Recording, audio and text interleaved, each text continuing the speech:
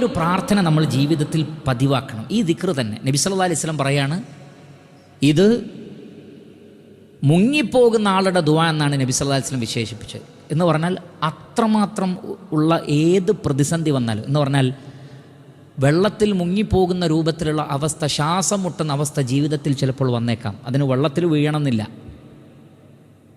ചുറ്റിലും പ്രശ്നങ്ങളുടെ, പരീക്ഷണങ്ങളുടെ കടലുകൾ വന്ന്, പരീക്ഷണങ്ങളുടെ തിരമാലകൾ വന്ന് നമ്മളെ മൂടുന്ന അവസരങ്ങൾ ജീവിതത്തിലുണ്ടാകും. നബി സല്ലല്ലാഹു അലൈഹി വസല്ലം പറഞ്ഞത് ഈ ദുആ ചെയ്തോളൂ എന്നാണ്.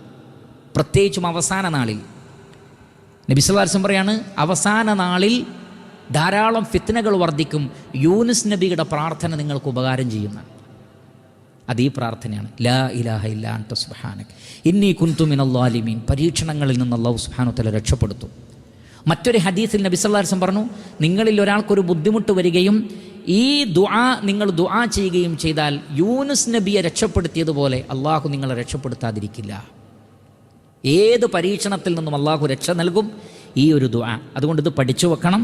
സൂറത്തുൽ അംബിയ 87-ാമത്തെ ആയത്ത്, ലാ ഇലാഹ ഇല്ലാ അൻത സുബ്ഹാനക. അവിടെ എന്നല്ല, അത് വേണ്ട.